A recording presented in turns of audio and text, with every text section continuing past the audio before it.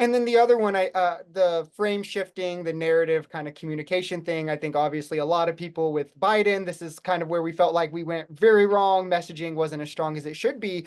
I'm curious how you think we navigate what I would think is like an uphill battle, because the right has almost no obligation to the truth. I would say that Trump is pretty good at this, just saying whatever comes to mind. Whereas on the left, a lot of the time to be successful, you have to be more oriented with the facts. How do we appeal to those who like maybe the more entertainment side of things like Republicans can bring while having this sort of obligation to reality?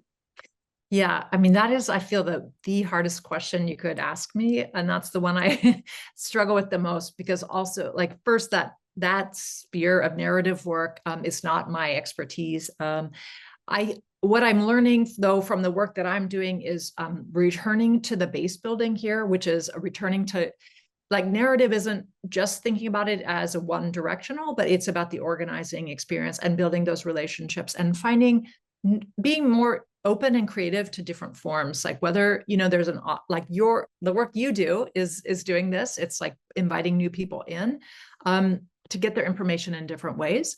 But then some of the projects start with the online experience and then transform it into a one-to-one experience, maybe meeting in person. I don't know if you have like groups that get together in person in a bar to talk about, your show, or just different, venues where building that personal relationship is a way to get past some of that disinformation. However, I do think there's like, maybe 20% of the people that are just hardcore bought into that disinformation. So I think also not being too discouraged by that. They're not necessarily our target. Like we don't have to convert everyone. We have to be speaking to the movable middle, the people that are still open to engaging in reason and facts.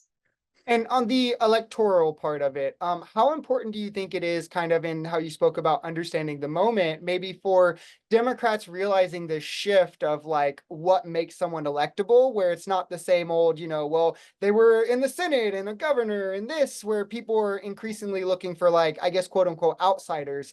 How important is it to kind of understand that moment and that shift? Yeah, I mean, I think this is an incredible moment to be alive because it feels we're in a real party realignment moment. It seems like, I mean, it seems to me the Democratic Party cannot hold as it is. I'm not sure the Republican Party can hold as is. It feels like we're really on the breakthrough of a major shift. And the Democrats who don't get that, I think, are going to be, left behind.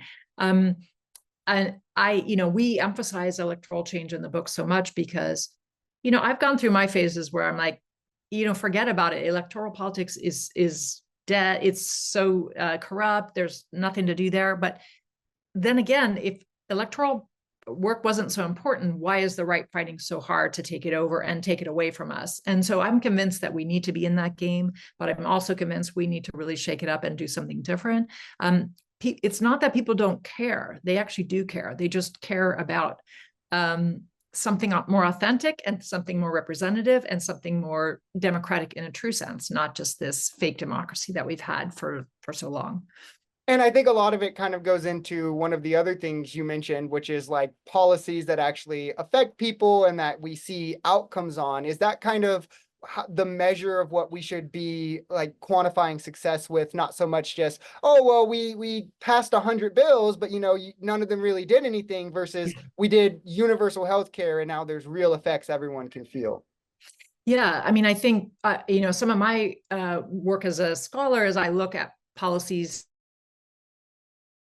of them are never implemented at all, and the cities or the states don't even like barely know they're on the books. And so passing policy, like we can't just policy our way out of this mess we're in. Policies are important, but they have to be speaking to people's true needs, and we have to think about what happens after they're passed. What's a real mechanism to make them real for people? And ideally bringing the people into that, like people are engaged in administering their own changes, like they're part of bringing about that change. And so it's not like government's a third party, but we are the people, we govern ourselves, and we are part of making these things come true. And then the more, I guess, disruptive tactics, the, like the protests, strikes, these kinds of things. How do we balance like when's the moment for that versus like the electoral or like legislative side, which obviously these things can coexist and probably should, but I'm sure in some context, one is more necessary than the other. Yeah, right. Exactly. That they each have their different time and place, and they can be in conflict for sure. I mean, this is a moment when I think the electoral work, like in many states, it's just like barely, people have been completely gerrymandered out of the process, and electoral strategies are really challenging. It's a time for more disruption, and certainly thinking about this fall, the midterms. If we don't even get to have an election, we're going to need disruption. But I think the way I'm thinking about the moment we're in is like we need to build the muscle for real serious disruption to defend the right to engage in electoral strategies, like to defend that elections should happen and they should happen fairly.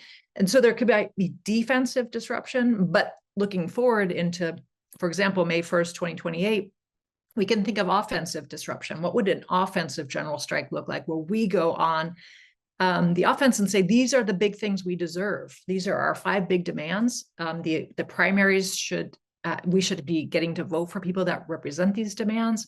The election should happen and be fair. But we set the terrain of the terms of the debate in that disruption.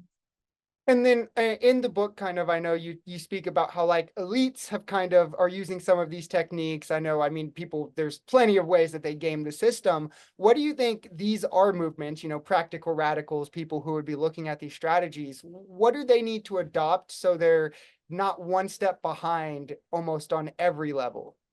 Yeah, it's really tough. I mean, we did for this book and the class we teach, we studied a bunch of the elite strategies like military and business strategies.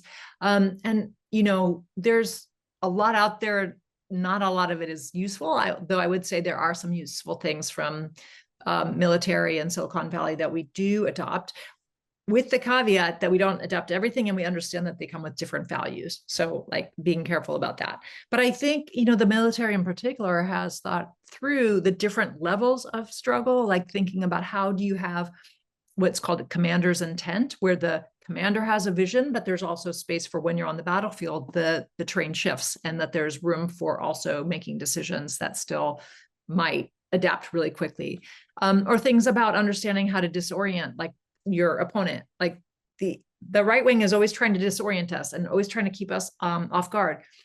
We can do that to them too. They are also a coalition. They can be broken. We can think about where are the weak links in their alliance. How do we peel off supporters of their alliance, and how do we drive wedges in their areas where they're vulnerable? And there's a lot of those right now because their alliance is really broad but shaky. So we need to be more confident in ourselves, and also willing to try some things that we're not used to doing, still sticking within our values, of course.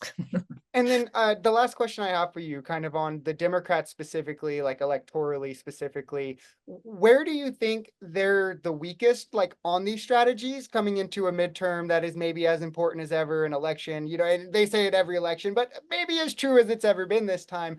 Where do you think that they need to focus the most on fixing it within these strategies to better guarantee success?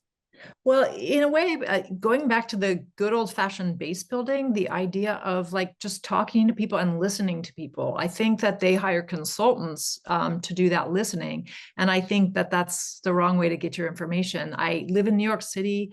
I canvassed with the Mamdani campaign. Like that was an experiment to show that listening to people brings in a lot of people that would otherwise not engage. And it also brings in a whole lot of volunteers. And it can create a feeling of a collective project that it's, yes, he was, a very charismatic politician, but it felt like a collective campaign that we were electing a candidate together.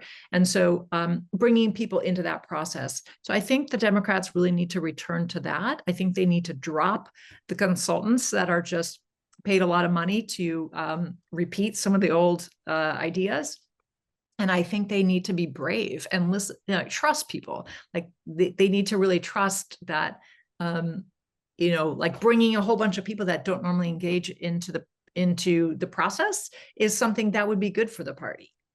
And just before I let you go, if you want to let people know where to get the book, if you want to shout out your website, any social medias, that kind of thing, you can have the floor. Oh, sure. Yeah, the book we have a website called practicalradicals.org, and that's where we have both the book and we have a podcast that has 13 episodes that go along with the book and a study guide. And so, and you could also find our email there to contact us and follow up. Awesome. And if you guys are interested in the book and following the podcast, that kind of thing, I'll have that linked in the description. Thank you for, I think it was a very insightful conversation. The strategies, I definitely think Democrats need to implement more, and hopefully they take your word for it.